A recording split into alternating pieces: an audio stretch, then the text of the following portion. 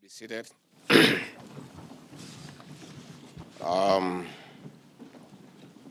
cabinet secretaries, excellencies, governors and deputy governors, chairpersons of independent commissions and independent offices, county executive committee members, clerks of both houses of parliament, ladies and gentlemen, good morning.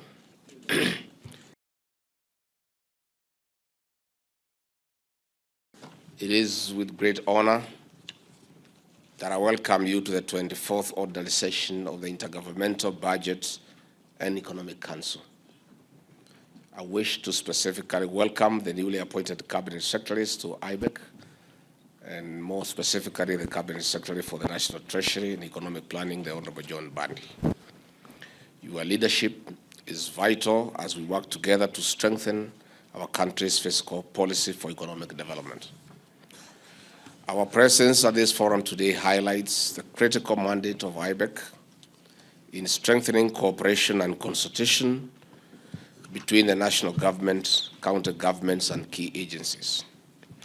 These engagements are essential for spurring the country's equitable social, political, and economic development. This session is proof of our commitment to fostering effective governance and achieving our shared objectives. Excellencies, ladies and gentlemen, we have made significant progress in implementing resolutions from the 23rd ordinary session held on May 6, 2024. In line with the resolutions, my office organized an induction and capacity retreat of the Finance and Budget Committee of IBEC. This retreat resulted in key resolutions and proposals for further enhancing collaboration between the two levels of government. We will continue with other capacity building programs for other committees of IBEC for optimal performance. Additionally, my office convened an extraordinary session, which I chaired, to address delays in authorization of fund withdrawals from the County Revenue Fund, CRF, and the Integrated County Revenue Management System. The session resulted in unanimous resolutions, with a key decision being the issuance of guidelines by the Controller of Budget. I'm pleased to note that the Controller of Budget developed a draft circular to inform the consultations on the requirements for approval to withdraw from the county revenue funds. These guidelines will be presented here today for your review and further guidance. During the extraordinary session, we made significant progress regarding implementation of the integrated county revenue management systems. It was resolved that counties will continue to maintain and operate their existing revenue systems while the National Steering Committee finalizes development of the new system and corresponding regulations. Excellencies, ladies and gentlemen, during our last meeting, we resolved to mobilize financial resources to onboard the remaining 19 counties on the Tax Administration Diagnostic Assessment Tool, TADAT program. My office, in collaboration with the Commission on Revenue Allocation, the National Treasury, United Nations Capital Development Fund, and other stakeholders, has commenced initiatives in that direction. I'm also happy to note that, as reported during our last meeting, the CRA launched and gazetted the model tariffs and pricing policy in July. Excellencies, ladies and gentlemen, further to our resolutions, we have successfully transferred movable assets, including registers and valuation reports, to the 47 county governments. The IGRTC, in collaboration with NTSA, is facilitating the change of ownership of these assets. Additionally, the State Department of Devolution, in collaboration with IGTRC and other relevant MDAs, has made significant progress in valuation of fixed assets in preparation for the ultimate transfer to respective county governments.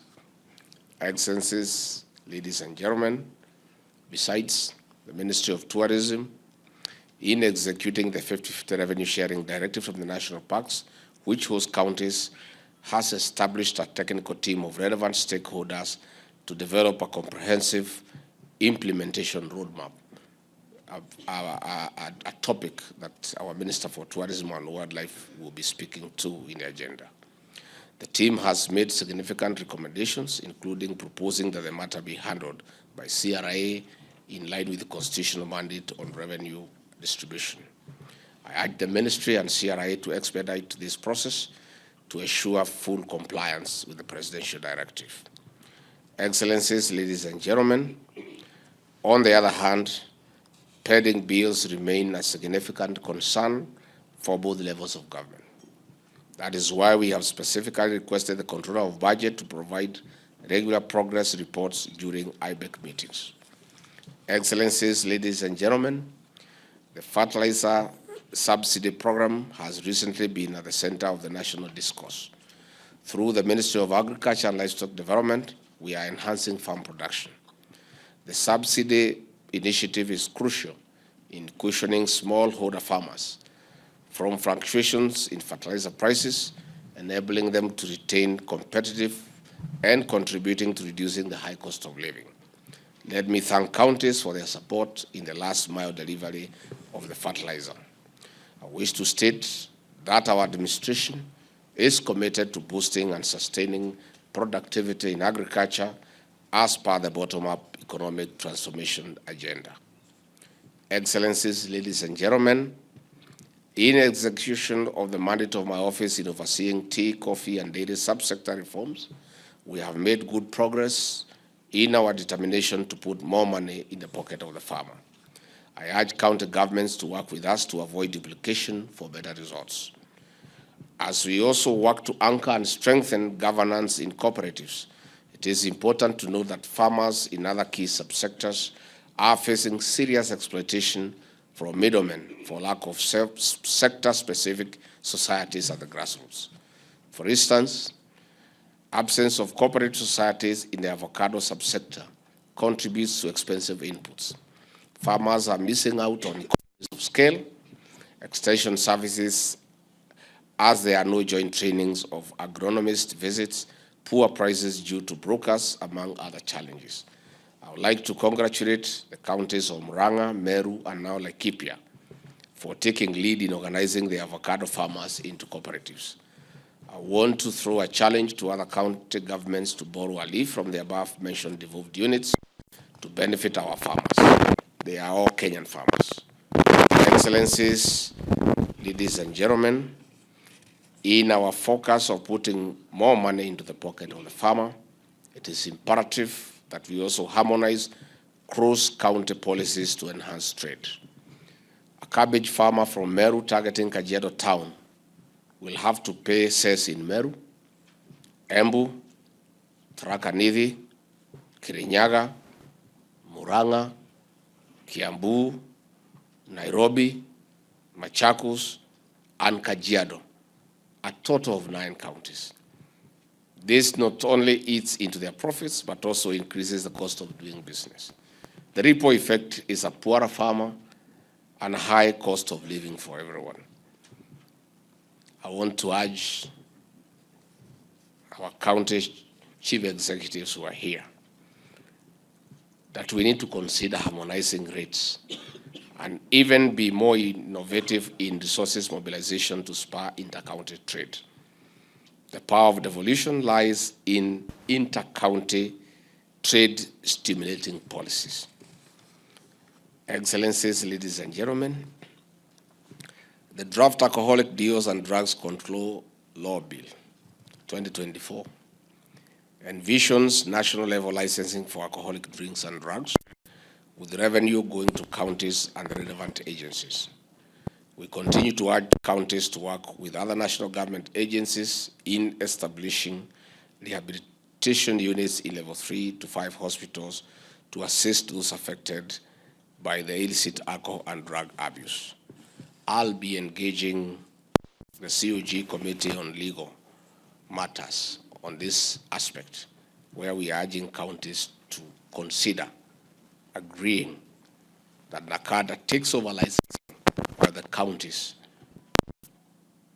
take the revenue. And this, in our view, will free governors from being held hostage by traders and bar operators. That is a conversation that we'll have with the legal committee to see whether we can agree on a common approach. This will also help us meet the Ministry of Health Directive of March 2024, requiring counties to establish rehabilitation centers in level 3 and above hospitals. Furthermore, we are working to develop the joint alcoholic drinks control law based on the successful model from Mount Kenya region, with plans to extend this framework to other counties. We are ready to collaborate with counties in addressing this issue comprehensively. Indeed, we convened a meeting between the Council of Governors Secretariat and key ministries, departments, and agencies to build consensus on this bill. Excellencies, ladies and gentlemen, as you are all aware, the rejection of the Finance Bill 2024 and its eventual withdrawal by His Excellency President William Ruto has presented both levels of government with unprecedented challenges in terms of fiscal space.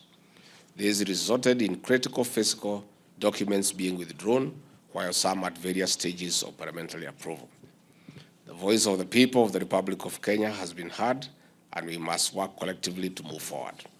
Excellencies, ladies and gentlemen, to keep ourselves updated on the progress of key pieces of legislation, we have included a presentation from the Office of the Clerk of both Houses of Parliament in today's agenda. I'm also pleased that part of today's discussion will focus on the revision of budget estimates, DORA, currently before the Senate. Despite the fiscal challenges presented by the recent events in the country, His Excellency President William Ruto is committed to timely disbursement of resources to the extent possible. Excellencies, ladies and gentlemen, during the last financial year, 2023-2024, the National Treasury transferred 354.5 billion shillings to counties by June 30, 2024, an equivalent of 92% of the total equitable share due to counties. The outstanding amount of 30.83 billion shillings for June was released in July. This was attributed to a shortfall in revenue collections and the limited fiscal space. Excellencies, ladies and gentlemen, allow me to revisit the pending bills. The National Treasury indicates that as of June 30, 2024, outstanding national government pending bills stands at 516.27 billion shillings, a decrease from 622.8 billion shillings as of June 30, 2023. Initial comparative reports for 26 counties show a significant reduction from 43.6 billion Kenya shillings to 33.9 billion Kenya shillings as of June 2024. We acknowledge this improvement, and I urge county governments to collaborate closely with the Controller of Budget to implement recommended measures to effectively address this issue through our budgetary process. Finally, Excellencies, ladies and gentlemen, I reaffirm the commitment of our administration to advancing our shared goals through continued collaboration and effective governance. Let us leverage this session to address our challenges with determination and build on our successes with a unified vision. I look forward to your fruitful participation in this 24th orderly session of IBEC. Asanteni sana.